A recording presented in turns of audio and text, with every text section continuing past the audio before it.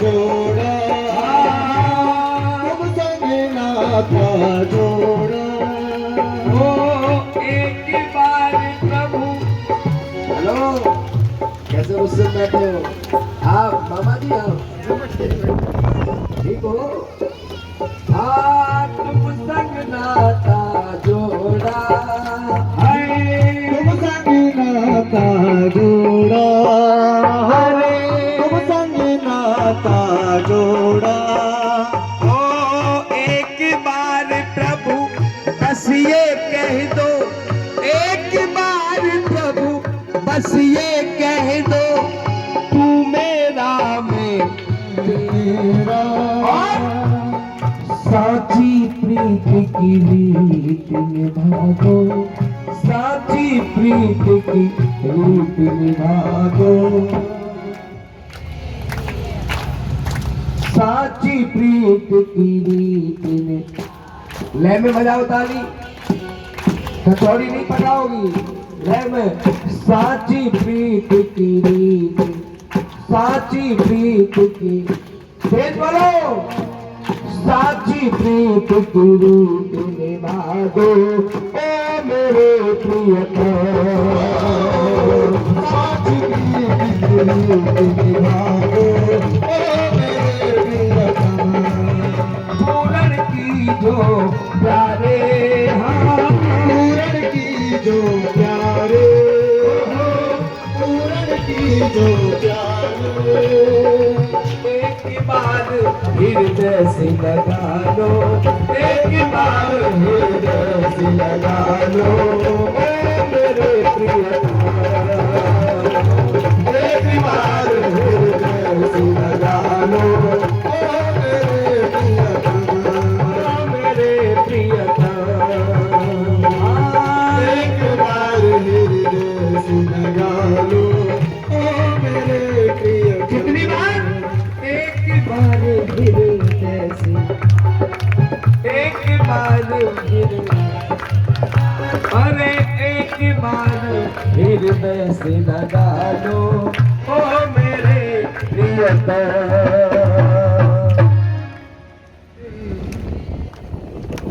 हम तुम्हारे, ओ मेरे, तुम हमारे,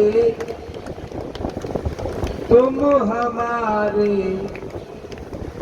और तुम हमारे ही रहोगे। प्रभु आप हमारे थे, हमारे हो, हम तुम्हारे थे, तुम्हारे हैं, हमेशा आपके हैं। ये तन, ये मन, धनवान तो कोई है ही नहीं मेरी नजर में इसके लिए, कि मेरे कन्हैया से बड़ा कोई धनवान नहीं। जो भी आपने बख्शा है सब कुछ आपका है, जब चाहो तब ले सकते हो। नहीं, इस शरीर का अधिकार मेरे प्रभु का है। जिसकी चीज हमारे पास है, ना जाने कब हमसे ले ले, कोई भरोसा है? कोई भरोसा नहीं। इसीलिए इस तन पर कोई भरोसा, घमंड, अभिमान बिल्कुल। आजकल भगवान हमको थोड़ा सा सुंदर बना देता है, ज्यादा नहीं, थोड़ा सुंदर बना दिया तो दूसरे सामने वाले की निंदा करने लगता है। देख मैं तो इतनी सुंदर हूँ, देख कितनी काली है, देख क्या कितनी एक आंख फूटी है, एक हाथ पर लंगड़ा है, टोटा है, निंदा करते हंसते। कभी किसी की निंदा मत करना। तो आप उसकी निंदा नहीं कर रहे, इस पे तो तू ही हंस रहा है। ना जाने कल भगवान हमारी दोनों को फोड़ दे, जमाना हंसेगा। वक्त का पहिया कब पलट जाए कोई पता नहीं, ये भगवान कठिन है। तेरी लीला का ना पाया कोई पार, कि लीला तेरी तू ही जान है, प्रेम से कहो। आइए, इसी प्रकार त्रिकूट पर्वत पर एक हाथी निवास किया करता था। त्रिकूटम प्रजाः भक्ति प्रयता शक्ति त्रयंबम भक्ति दीन मुक्ति। उस त्रिकूट पर्वत पर एक हाथी निवास किया करता था। उसके बहुत सारी पत्नियां थी, बहुत सारे बच्चे थे। अभिमान कि मत गर्व करे काया का,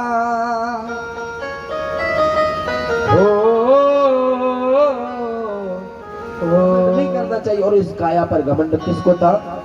इस हाथी को। हाथी को बहुत घमंड है किस पे? अपनी ताकत पर। क्यों? बहुत विशाल है उसका शरीर, बहुत बड़ा है, बहुत बलवान है। वो तो भगवान ने उसके नेत्र छोटे छोटे दिए हैं, उसकी आंखें बहुत छोटी हैं। हाथी अपनी आंखों से अपने शरीर को नहीं देख सकता है, पीछे मुड़ के अपने शरीर को नहीं। अगर देख लेता, इतनी शक्ति भगवान और दे देता तो प्रलय मचा देता। उससे और घमंड हो जाता कि मैं इतना बड़ा हूं, इतना शक्तिशाली हूं। उसे फिर भी घमंड है। एक दिन मन बनाता है कि चलो बच्चों आज तुम्हें मैं घुमा के लाता हूं।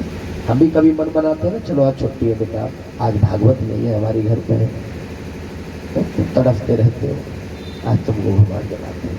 हर पिता ये इच्छा रखता है कि मैं अपने बच्चों को बीवी के साथ ज्यादा नहीं, थोड़ी देर के लिए कहीं चलते घूमने के लिए चलते। ऐसे हाथी ने अपना मन बनाया, आओ आज तुम्हें कहीं घुमा के लाते हैं। आज निकल गया बहुत सारी पत्नियों के साथ, बहुत सारे उसके बच्चे निकल गया घूमने के लिए। एक बियाबान जंगल में पहुंचा। चलते चलते घूमते घूमते प्यास लगने लगी, दूर तक भी पानी नहीं मिलता। अब तक तो घूम रहे थे, अब जलपान करने के लिए घूम रहे, कहीं जल मिल जाए, परेशान हो गए। पत्नियां कहती है देखो जी हमें तो प्यास के लिए बहुत थी, हमसे नहीं चला जा रहा। तो जब पत्नी इस प्रकार की बातें करेगी, फिर बच्चे कहने लगे पिताश्री हमको तो प्यास लगी है। और जब बच्चे पिता से कहे, पत्नी पति से कहे, तो पति का दिल बड़ा ही छोटा हो जाता है, मन रोने लगता है, देखो ये संकट में मैं क्या करूं। वो गजराज कहने लगा पुत्र आप बिल्कुल परेशान ना हो, मैं अभी जल खोज करके लाता हूँ। देवी तुम अभी यहीं बैठ जाओ, कहीं मत चलो, मैं जल लेकर के आता हूँ और तुम्हें जल पान कराता हूँ। आज वो गजराज जल खोजने के लिए वो थोड़ा सा आगे चला। बड़ी सुंदर एक सरोवर दिखाई दे जाती है और उस सरोवर में से जलपान खुद ने किया। सरोवर में घुस गया और उसने आतंक मचा दिया। सूंड में जल लेता है, कभी बाहर फेंकता है, कभी जल को अंदर, कभी इधर या उधर। उसने एकदम आतंक मचा दिया, सरोवर को गंदा करके डाल दिया। सरोवर के अंदर एक गिरह रहता था, मगरमच्छ रहता था। किसी के घर को कोई आकर के गंदा करे तो कैसा लगता है? तुमने अभी अभी पोछा लगाया हो, सुबह सुबह घर में पोछा लगा रही हो और कोई आकर के गंदा कर जाए तो कैसा लगेगा आपको? सब मूड खराब हो जाएगा, पूरी मेहनत खराब। किसी को तो छोड़ो, जो साथ बामन डाल के लाता है ना, और वो भी निकल के चला जाए, पैर बन जाए दुआ, उसको भी डांट देगी। दिखाई नहीं देता तुम्हें? सारी मेहनत खराब कर दी। तो आज उस गजराज को सहन नहीं हुई। अरे कौन है जो मेरे घर में आकर के आतंक मचा रहा है, मेरे घर को गंदा कर रहा है? आकर के पैर पकड़ लिया और जल के अंदर खींचे जा रहा है। हाथी बाहर खींच रहा है, वो अंदर खींच रहा है। घमंड का ताकत पर वो सोच रहा है कुछ नहीं, ऐसे ही अगर खिसक रहूंगा मैं नीचे। ध्यान रखो, घमंड नहीं करना चाहिए बस किसी भी चीज पर। तो आजकल तो आदमी बस थोड़ा सा पैसा हो जाए तो घमंड हो जाता है। किस बस ये कहना चाहूंगा, अपने जीवन में कभी भी किसी भी राह पर चलकर घमंड ही मत करना। घमंड क्या है? भगवान का सबसे सुंदर भोजन है और स्वादिष्ट भी है, बहुत टेस्ट से खाता है भगवान घमंड को। हाँ, बड़े प्यार से खाता है। आज उस ग्राह ने पैर को पकड़ लिया। ध्यान से सुनना, बहुत अच्छी कथा है। गिराह ने पैर पकड़ा उस गजराज का तो खींचे जा रहा है। ये पति जो है ना, अपनी पत्नियों से जब तक सहायता नहीं मांगता तो तब पूरा नहीं टूट जाएगा। जब तो उसकी ठेस जाएगी, जब तक कुछ नहीं कहेगा तो कुछ भी हो जाएगा। और जब हाथी की जौ और सूर बाहर रही,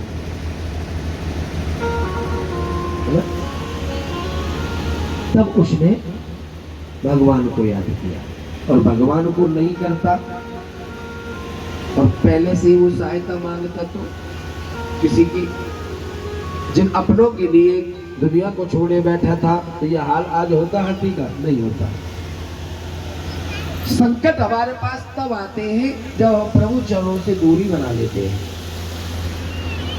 ये मत सोचना कि हम भजन करते हैं, पूजा पाठ करते हैं, हम दुखी नहीं होंगे, परेशान, बहुत परेशान होंगे। भगवान की राह पर बड़ा कष्ट है।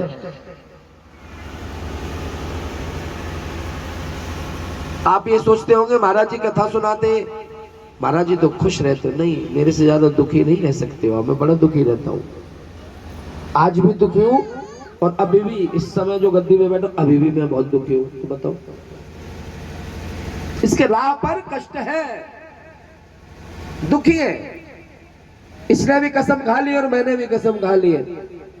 हाँ, तू दे परेशानी, जितनी भी कष्ट देगा, और मैं भी तेरी कसम खा के कहता हूँ, तेरे कष्टों को हंस करके सहूंगा और तेरी राह पर चलता रहूंगा।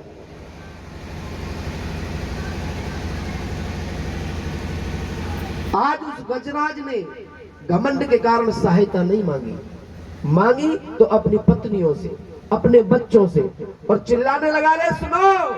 जब उसे पता चला थोड़ी सी सूढ़ बाहर रह गई है कि नहीं, अब तो कोई और ही कारण है, कोई अंदर को खींच रहा है, तब अपनी पत्नी और बच्चों से कहता है, अरे मेरी सहायता करो, कोई पैर पकड़ करके मुझे खींचे जा रहा है। दौड़ी दौड़ी पत्नी आई, बच्चे आई, है ना। पति पे संकट आ जाए तो पत्नी कैसी भागती है, अपनी जान पे खेल करके अपने पति की रक्षा करती है। पुत्र अपने जान पर खेल करके अपने पिता की रक्षा करता है ना। और बहुत सी तो बहुत लड़ने वाली होती है, तो गली मोहल्ले में लड़ाई हो जाती है ना, तो पति को भी कल्लू के पापा तुम हटो पीछे, आजा, आगे हो जाती लड़ने को। और बहुत सी बेचारी बड़ी शीली होती है, वो घर में ही घुस जाती है, चुप, लड़ाई से डर लगता है। और बहुत सी को लड़ाई में आनंद आता है, तो हटो पीछे, ले अरे डंडा ला, आजा। बहुत सी ऐसी भी होती है लड़ने वाली। लेकिन लड़ाई नहीं लड़नी चाहिए किसी से। कोई कह रहा चार बात सुन लो, इधर से सुनो, इधर से निकाल दो। सुनने वाला, सुनिए, सुनने वाला छोटा नहीं होता, सुनने वाला बड़ा होता है। हमारी औकात क्या है? एक गाली कोई हमको दे देता है, गुस्से में फूल कर हो जाते हैं लट्टू, छोड़ूंगा नहीं, खत्म कर दूंगा, मार दूंगा। तेरी औकात क्या है? इतना बड़ा बलवान है, थोड़ा सा बुखार आ जाता तो तेरी हालत खराब हो जाती है। इतना बड़ा बलवान है तू, किसको मार देगा? सिर के दर्द दर्द हालत खराब कर देता है इंसान की। तुम एक गाली नहीं झेल पा रहे हो, इतना बड़ा मर्द हो गया, इतना बड़ा बलवान है, एक गाली नहीं झेल पाया। अरे बलवान तो मेरा कृष्ण है, जिसने कि 100 गालियों को सहा, 100 गाली सह गया और फिर भी मुस्कुराता रहा, मुस्कुराता रहा। जब 100 गाली पूरी हुई, सुस्पाल अब नहीं, अब मंदे ना आगे। सहने वाला तो ये है, जो सहता है वो बड़ा होता है। मुरझाना तो वो होता है जिस पे कुछ लगा रहता है। आपने देखा है, जो वृक्ष होता है जिस पर फल होते हैं, वो अकड़ना, अकड़ना क्या है? अकड़ना है मुर्दे की पहचान। जब आदमी मर जाता है तो उसमें अकड़ आ जाती है। अकड़ना मुर्दे की पहचान है। वही अकड़ेगा, वही ज्यादा गुस्सा करेगा, क्रोधित होगा, क्योंकि उसके अंदर कुछ नहीं है, वो सिर्फ बबूला है। मेरी सहायता करो। आज गजराज ने और उसकी पत्नी आई, बच्चे आए, सभी ने सूंड में सूंड फंसाई, सूंड में सूंड फंसा करके खींचते, खूब खींचा। बच्चों ने खूब प्रयत्न किया, पत्नियों ने प्रयत्न किया, खींचते खींचते खींचते खींचते पत्नी भी हार गई और बच्चे भी। अब पत्नी का कह रही है अपने पति से, सुनो जी, अब हमारे बस की ना है, तुम्हें निकालना, मैं तो जा रही हूँ अपने बाल कन्हैया के घर। अब जैसे हो तुम जानो। खूब कोशिश करी, नहीं निकाल पा रही हूँ। ऐसा ना हो तुम्हें निकालते निकालते मैं भी यहाँ में गिर जाऊं। ये पत्नियां कह रही हैं, जिस पति ने के पूरे जीवन अपने सीने से लगा करके उस पत्नी को रखा। पुत्र, पिताश्री अब हमारे बस की नहीं है, मैं भी मम्मी के साथ घर जा रहा हूं। वो पुत्र कह रहा है जिस पिता ने पूरे जीवन पूरी जवानी को अपने बच्चे के बचपन के संवारने में लगा दी। मैं मजदूर करके कैसे कैसे मेहनत करके अपने बच्चों का पालन पोषण किया। आज उस पिता से बच्चे कह रहे हैं, पिताश्री हम घर जा रहे हैं। किस हाल में? जब पति और पिता, जब पिता संकट में आया, बच्चे मुंह फेर करके चले गए। पति संकट में आया तो पत्नी मुंह फेर करके चली गई। अब वो गजराज रोने लगा। देखो, इनके पीछे मैं भगवान को भूल गया था, अपने नाते रिश्तेदार सभी से मैंने बिगाड़ दिया था, क्योंकि मैं मस्त रहता था अपनी फैमिली के साथ। और जो मुझे गर्व था, मुझे घमंड था कि मेरे ऊपर कोई कभी भी भविष्य में संकट आएगा तो मेरी इतनी सारी पत्नियां, इतने सारे मेरे बच्चे मेरी सहायता करेंगे। लास्ट मोमेंट पर जौ का दाना देखा? तुम तो गांव की हो, पता होगा कितना बड़ा होता है। थोड़ा जौ के दाने की बराबर जल के बाहर सूंड है उस गजराज की हाथी की। लास्ट मोमेंट पे भगवान को याद करता और कहने लगा, हाँ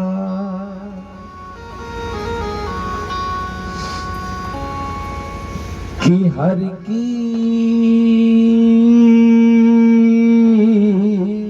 याद आई। हर की कब याद आई? कब आई? अंत समय। बालकपन हंस खेल गवाया, बचपन में भी याद नहीं किया। बचपन में भी याद नहीं किया प्रभु को, और याद आई तो कब? दुख में सुमिरन सब करे, सुख में करे ना कोई। और जो सुख में सुमिरन करे तो दुख नहीं आ सकता कभी जीवन में। दुख किसको? उसको जो दुख में भी भगवान का चिंतन करता होगा। दिखाने के लिए भक्ति नहीं की जाती। बहुत सी तो बड़ी ढोंगिन होती है, ढोंगिन। मेरे शब्द बुरे लगते हैं, मेरे ही नहीं है, जो सत्य वचन होते हैं वो कड़वे लगते हैं, लेकिन उनमें ही कल्याण छुपा होता है भक्तों का। कैसी ढोंगिन होती है, कैसे ढोंगी भक्त होते हैं, पता है? बहुत कैसे होते, 6 दिन से नहीं नहाई होगी और घर में आ जाए कोई रिश्तेदार, दिन जरूर नहा गए। सुबह 4 बजे उठ के नहा कर पूजा बैठ जाएगी। बहू बहुत अच्छी है, बहू बहुत अच्छी है भैया, लक्ष्मी के रूप में 4 बजे ब्रह्म मुहूर्त में स्नान करके पूजा बैठ जाते हैं। और जो घर वाले उनको पता है तू अच्छी बता रही, बढ़ते के देख लीजिए पता चल जाएगी तो, है ना? लेकिन ढोंग नहीं करना चाहिए भगवान के चक्कर में। मैं आपको बार बार कह रहा हूँ, ठीक है गर्मी पड़ रही है, अब तो नाले सर्दियों में थोड़ा आलस आ जाता है, आपको स्नान करने की कोई जरूरी नहीं है। स्नान तो 2 बार का बताया है। हमारे ब्रज में कहते हैं कह नमा में दाई माई और कह नवाए 4 भाई। पहला स्नान होता है जब वो जन्म लेता है, दाई और माई, दाई माई नहवाती है। और दूसरा स्नान होता है उसका कौन सा, जब उसको 4 भाई नहलाते वो जाता है दुनिया से। ये 2 स्नान है, बाकी तो महल छोड़ाना है। अगर तुम्हारा मन साफ है तो कोई नहाने की स्नान करने की आपको जरूरत नहीं है। मन का स्नान रखो, साफ इस हृदय को क्लीन रखो। क्यों? क्योंकि मन भगवान का मंदिर है, यहाँ महल न आने देना, यहाँ मेरा गोविंद बसता है, इसको साफ रखो और चले जाओ भगवान के चरणों में। कोई जरूरत नहीं है नहाने की। इतना काम तो रोज किया ही करो। सुबह उठ करके सबसे पहले धरती मैया को प्रणाम करो, माता पिता को प्रणाम करो, मंदिर में मत्था टेको, बस। मन साफ है ना? मत नाओ। जो आलसी लोगों को बता रहा हूं, जो आलसी है और जो भक्त हैं उनको वही कार्य करना चाहिए जो कर रहे हैं। सुबह उठो, माता पिता के चरण छुओ, गुरु जी के चरणों में ध्यान लगाओ, स्नान करो, उसके बाद मंदिर में पूजा पाठ करो, ठाकुर जी को स्नान कराओ, भोग लगाओ, सूर्यदेव को जल दो। ये दिनचर्या ऐसी बनाओ, कल्याण कैसे नहीं होगा। आज वो हाथी रो रहा है, क्यों रो रहा है? जो भगवान के चरणों से दूरी बना करके रखता था, उसने पूरे जीवन में भगवान को याद नहीं किया। आज लास्ट मोमेंट में जब संकट में फंसा, जो अपने छोड़ करके चले गए, तो आज रो रो करके विलाप करता है। क्या कह रहा है? न मेरा और मैं न किसी का। आज मैंने जान लिया जिन पर मैं भरोसा करता था, है? ये नौटंकी दिखाती थी मेरे सामने कि तुम्हारे लिए मैं अपने प्राण दे दूंगी। पत्नी वो भी छोड़ करके चली गई, बच्चे वो भी छोड़ करके चले गए। रो रहा है, मझधार में फंसी आज उसके जीवन नहीं है गजराज की। कोई न मेरा और मैं न किसी का, सबसे ठोकर खाई और हर की अंत समय याद आई, हर की अंत समय याद आई, अंत समय याद आई, अंत समय याद आई। कोई न मेरा मैं न किसी का, कोई न मेरा मैं न किसी का, सबसे ठोकर खाई हर की अंत समय याद आई, हर की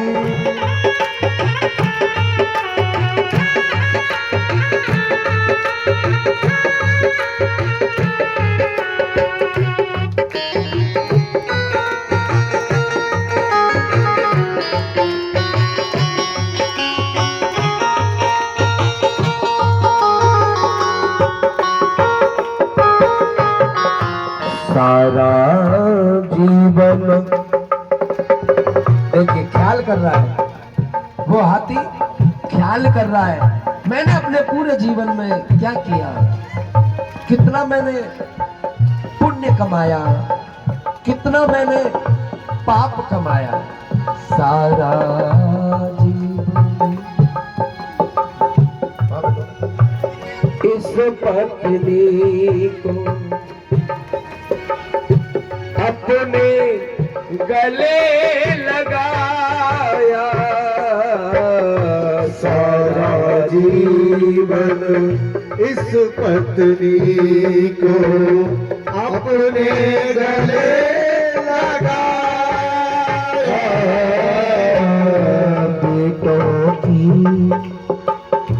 बेटों की खातिर मैंने अपना सारा जीवन गवाया, बेटों की खातिर मैंने अपना सारा जीवन गवाया, छोड़ी चले गए बीच भंवर में, छोड़ी चले गए बीच भंवर में, इनको इनको इनको दया न आई, अंत समय याद आई, हर की अंत समय याद आई।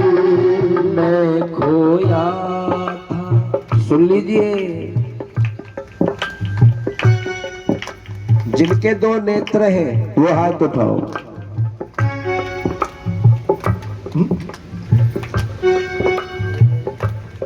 मैं खोया था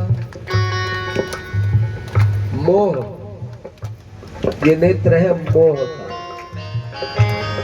और भजन कह रहा है कि मैं खोया था कहाँ, मोह माया, मैं खोया था मोह माया में, जीवन व्यर्थी गवाया, मैं खोया मोह माया में, जीवन व्यर्थ गवाया। और सुनो, मोह माया में तो खोते हुए जीवन को व्यर्थ हम गवाते हैं। और सच्चाई क्या है? कोई किसी का, कोई किसी का हुआ न जग में, आज समझ में आया। कोई किसी का हुआ न जग में, आज समझ में आया। अहंकारी टूटा पल भर में, उसका अहंकार टूट गया। अहंकारी टूटा पल भर में, ताकत क्या, ताकत कामना हर की अल्प समय याद आई, हर की अंत समय याद आई। समझ गया आदमी गजराज, समझ गया कि कोई किसी का इस दुनिया में नहीं है। मैंने अपने जीवन को व्यर्थ गवाया। हे गोविंद, तुम ही सत्य हो, तुम्हारी पूजा ही सत्य है, ये शरीर भी सत्य नहीं है। जो आत्मा के रूप में तू अंदर बैठा है वही सत्य है। ये दुनिया छूटी है, दुनिया वाले नाते रिश्ते सब छूटे हैं, सब छोड़ करके आज मुझे चले गए। लेकिन अब गजराज रो रो करके किसको पुकार रहा है? तो कोई तुम जीवन दाता हो मेरे। समझ गया कि तुम नहीं मुझे जीवन दिया है, आपने मुझे इस जगत में भेजा है। मैं आपको भूल गया, राह भटक गया। गोविंद, मेरी सहायता करो। तुम जीवन दाता हो मेरे, तुम ही पालनहारे। तुम जीवन दाता हो मेरे, तुम ही पालनहार। जिसकी रक्षा तुम प्रभु करते, जिसकी रक्षा तुम प्रभु करोगे, कौन उसे फिर मारे। जिसकी रक्षा तुम प्रभु करोगे, कौन भला फिर मारे। पीछे भवन में तुमको पुकारो, बीच भवन में तुमको पुकारो, बीच भवन में तुमको पुकारो। आओ आओ आओ कृष्ण कन्हैया, हर की अल्प समय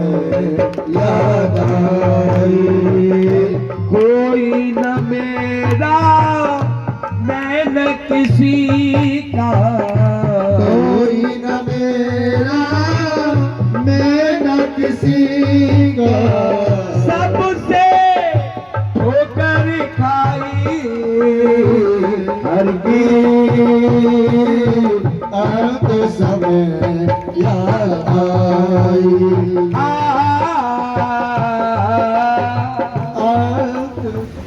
तो समझ आया, इस दुनिया में मेरी मैया, ओ पंचायती मैया, मैया इसको भक्ति नहीं कहते, नाम को ताली बजा रहे कैसे नदी भी कुछ कह रही थी, ताली भी बज रही है और काम भी पूरा हो रहा है। ये चाल तो मेरे को बिगाड़ रही है, मेरे को कुछ बिगाड़ रही है, अपने बिगाड़ रही है। जब जीवन की सच्चाई में बता रहा हूँ, ये जीवन की सच्चाई बता रहा हूँ। जीव जब जन्म लेता है, जन्म से और मृत्यु तक क्या कमाता है और क्या खोता है, क्या पाता है, कितना पुण्य करता है, कितना पाप कमाता है, यही मैं आपको बताने के लिए जा रहा हूँ। लेकिन फिर भी आंखें नहीं खुल रही है, नहीं खुलेंगी, मत खोलो, हमारों का बिगाड़ोगे। मथुरा में रहोगे तो राधे राधे कहनी पड़ेगी, बात तो ध्यान रखिए। जहाँ रहोगी, जहाँ आओगी तो मेरे रंग में रंगना पड़ेगा। मैं और ब्यास जैसा ना हूँ, बात होने दो, हम अपने लगे बिल्कुल नहीं सुनाएंगे कथा। जब तक मेरे रंग में नहीं रहोगे तो कुछ नहीं मिलने वाला। प्रेम से कहो, प्रसाद दे दिया करो इनको जब ये जाते हो, बिना प्रसाद के किसी को नहीं। क्या बोलना पड़ेगा? कंजूस हो तो जयकारा तो ढंग से लगाते करो। कैसा बोलना पड़ेगा? राधे राधे। बिल्कुल नहीं, कमजोर अब भी तेज बोलो। राधे राधे। बिल्कुल नहीं, आनंद नहीं। राधे राधे। अच्छा धीरे से बोलो, धीरे और धीरे बोलो। और उसकी लिपस्टिक आएगी ये नीचे, तेज धीरे से बोलो। अब तुम्हें दर्शन कराऊंगा भगवान के, जितनी तेज आवाज लगाओगे उतनी जल्दी भगवान आ जाएंगे बाल रूप में। प्रेम से कहो राधे राधे। हाँ, भगवान के दर्शन कराते, लेके आओ प्रभु जी को। आओ थोड़ी सी कथा की तरफ ले चलता हूँ। देखो हमारे भगवान जब आते हैं, जब जब धर्म की हानि होती है, तब तक प्रभु किसी न किसी रूप में आकर के प्रकट हो जाते हैं। कह दो बाकी बिहारी लाल की जय है। देखो जब भगवान आए तो उतारने लायक है, अपने जीवन में उतार लो, कल्याण होगा। और जो भगवान श्री कृष्ण का चरित्र है, उसे जीवन में मत उतारना, उसे सिर्फ सुनना, सुनो। और महाभारत की कथा ज्यादा नहीं सुननी चाहिए, बस ये ध्यान रखो। महाभारत में ऐसे ऐसे प्रश्न, अगर उसको जीवन में उतारा नहीं, और उसका पुत्र पुत्री दोनों सुन, चारों आदमी सुनते थे। जब कथा संपूर्ण भई, पंडित जी काशी से पढ़ के आए, पंडितानी करे, कमाते धमाते हो नहीं, तुम्हारी पढ़ाई लगाई में लग जाए आग। 1 साल है, 1 भी रुपया कमा के लाए और पढ़ के आए हो काशी थे। पंडित जी सीधे तो कहते हम मांगते नहीं है, किसी से जो दक्षिणा मिल जाए वो ठीक। पालन पोषण कैसे होएगा, तो मांगते नहीं है किसी से। और तुम कथा सुना के आए हो, भागवत कथा, कुछ ना मिला तुम्हें तो कोई बात नहीं, राजा बिन मांगे दे देंगे, वो राजा है, बेईमानी थोड़ा ही करेंगे। अब पंडित जी राजा के महल में प्रवेश करते, लालच से गए, मैं जाऊंगा तो उन्हें ध्यान आएगी कि कथा सुना ये पंडित जी ने, कोई दक्षिणा वक्षिणा ठीक है, और देनी चाहिए। कथा सुनने के बाद ब्राह्मण को दक्षिणा तभी फल मिलता है जब वो आशीर्वाद देते हैं, खुश रहो, जब उसका पूरा फल मिल जाता है। तो देखो सबसे पहले जैसे ही घर में प्रवेश किया पंडित जी ने, ये महाभारत की कथा सुना रहा हूं, तो सबसे पहले उनको कौन मिला?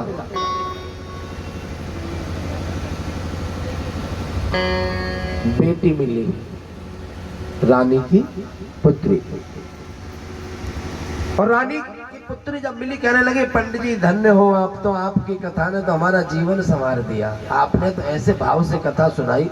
पंडित जी कहते कोई गलती तो ना होगी, कोई गलती हो गई हमसे। नहीं नहीं पंडित जी, ये कथा अगर तुम पहले आ जाते 2-3 साल पहले और सुना देते ना 4 साल पहले, तो हमारा जीवन संभल जाता। लेकिन अब भी कुछ बना बिगड़ा नहीं है हमारा। क्यों? कि आपने एक प्रसंग बताया था उस कथा, महाभारत के कथा में, जैसे अर्जुन समुद्रा को भगा करके ले गया था, है ना?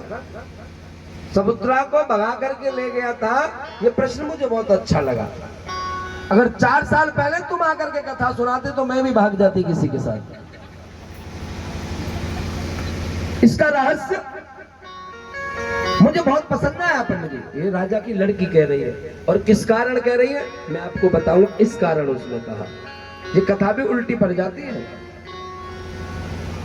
मूल मंत्र होते हैं, उनमें बड़ी शक्ति होती है। मंत्रों में इतनी शक्ति होती है ना? अगर अभी बाद बारिश चाहो तो अभी तुरंत बारिश आ जाएगी, भगवान को प्रसन्न करके मंत्रों का उच्चारण होगा। और पंडित जी कहने लगे यहाँ पर असर उल्टी जा रही है। पंडित जी तो समझ गए किस चीज का असर है। अब फिर थोड़े से आगे बढ़े तो कौन मिली? रानी। धन्य पंडित जी, आपने हमारा जीवन संभाल दिया। क्या हुआ? कथा अच्छी लगी? अच्छी, बहुत अच्छी। अगर यह कथा को तुम कम से कम 10 साल पहले सुना देते आकर के, तो हमारी जिंदगी संभल जाती। क्यों? तुम्हारा एक प्रश्न बहुत अच्छे लगे हमें। कौन सा? जैसे कि द्रौपदी के 5-5 पति है, हम एक के पीछे पड़े हुए हैं, हम भी 5 कर लेते। सुनने की बात, हंसने की बात है ये। हंसो, दबा के हंसो, हंसने की है ना? ये उल्टी कथा पढ़ रही है उनको, राजा को। क्यों पढ़ रही है? क्योंकि राजा ने दक्षिणा ना दी पंडित जी को, और पंडित जी उन्हें आशीर्वाद दे के नहीं गए थे दिल से। फिर मिला राजा को बेटा, राजा को बेटा मिला, बेटा मिला। धन्य पंडित जी, आपने कथा बहुत अच्छी सुनाई। कि क्यों? कुछ क्या लगा आपको पूरी कथा में बेटा? अच्छा राजकुमार, कि पंडित जी हमको ये कथा में अच्छा लगा, जैसे कि कंस ने अपने पिता अग्निसेन को उसमें जेल में बंदी बना दिया था और खुद राजगद्दी पे बैठ गया था। और 2 साल पहले तुम सुना देते इस कथा को, तो मैं कब को पिता को बंद कर देता और राजगद्दी पे बैठ जाता। फिर पहुंचे राजा के पास। राजा के पास पंडित जी प्रवेश होते हैं। महाराज, पंडित जी आपने कथा बहुत अच्छी सुनाई। पंडित जी आए दक्षिणा के लालच से, आज तो दक्षिणा राजा दे ही देंगे हमारी। महाराज कहने लगे पंडित जी आपने कथा बहुत अच्छी सुंदर सुनाई। महाराज आपको क्या कथा में अच्छा लगा? कि हमने इस कथा में ये देखा क्या कि धन लेने के लिए युद्ध करना चाहिए। कि क्यों? देखो दुर्योधन ने उसका पांडवों का राज्य छीन लिया, और युद्ध से भी महाभारत युद्ध करना पड़ा, महाभारत करना पड़ा, तब भी उनको समाप्त होना पड़ा कौरवों को। अपना हक मांगने के लिए भी युद्ध करना पड़ता है। हमने इस कथा में से ये सुना। अब पंडित जी सोचते हैं मैं इनसे युद्ध करूं तब ये मेरी दक्षिणा देंगे। पंडित जी हाथ जोड़ करके चुप पीछे घर के लौट के चले गए। महाभारत की कथा ऐसी है, ये शब्द आते हैं इनमें। और ये असर क्या होता है कि ये जब ब्राह्मण को दक्षिणा नहीं देते, जब वो दिल से आशीर्वाद नहीं देके जाते, तो इन कथाओं का असर बच्चों पर, परिवार पर इस प्रकार पड़ता है। यही मूल मंत्र है। कथा सुनने के बाद दक्षिणा ब्राह्मण को देनी बहुत जरूरी होती है। प्रेम से कहो। मथुरा के राजा उग्रसेन, उनका बेटा एक कंस, राजा कंस, बच्चा जो कंस है बड़ा ही दुराचारी था। बचपन से ही मार पीट ये सब करता था। अपनी बहन चचेरी जिसका नाम देवकी है, बहुत अपने प्राणों से ज्यादा प्रेम करता था। अपनी चचेरी बहन का विवाह अपने मित्र से कर देता है। प्रेम से कहो, किससे? वसुदेव से। पहले जो विवाह में मांग जांच क्या चलती थी पता है तुम्हें? अब क्या होती है मांग जांच? कितना कैश दोगे, कितना सामान दोगे, कौन सी गाड़ी दोगे, है ना? पहले ये सब नहीं थे। पहले थी कितने दास दोगे, दासियां दोगे, कितने घोड़े दोगे, हाथी दोगे, ये सब चलता था। कितना राज्य दोगे, तो कंस ने बड़े ही धूमधाम से अपनी बहन का विवाह किया और विदा करने के लिए स्वयं जा रहा है। और जब गया रास्ते में आधी रास्ते पहुंचता है और आकाशवाणी हुई, कंस जिस बहन को तू खुशी खुशी होकर के विदा करने के लिए जा रहा है उसका 8वां पुत्र तेरा काल होगा।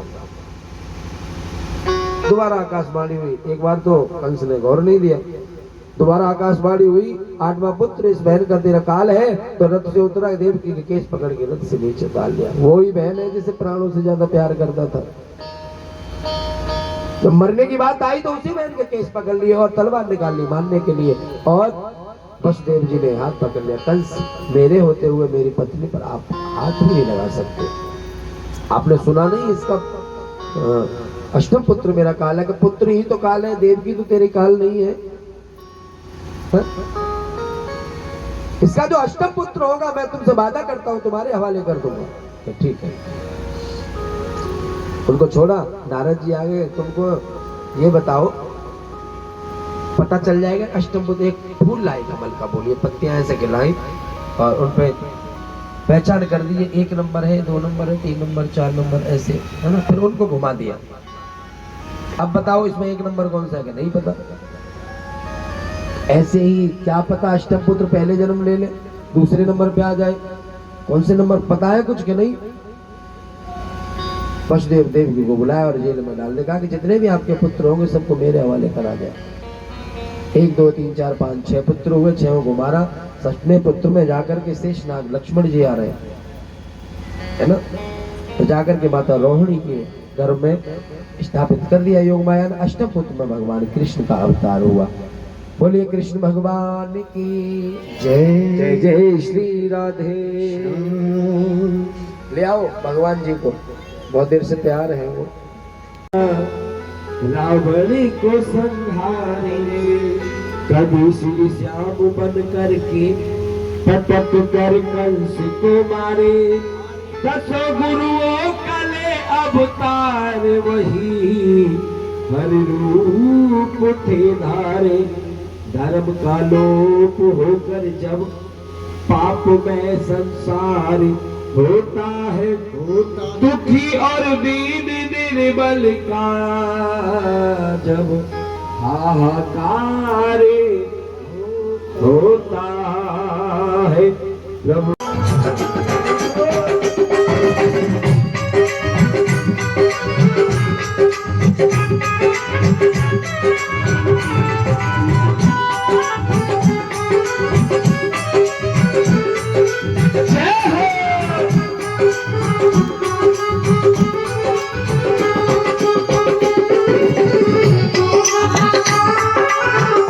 सबसे जन्मे कन्हैया करामात हो गई।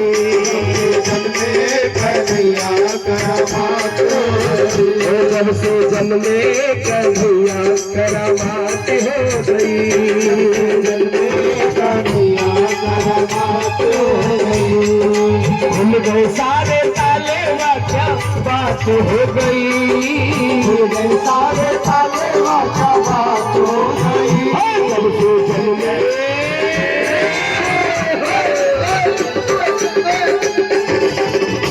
सबसे जन्मे कन्हैया करामात हो गई। सबसे कन्हैया करामात हो गई। जय हो।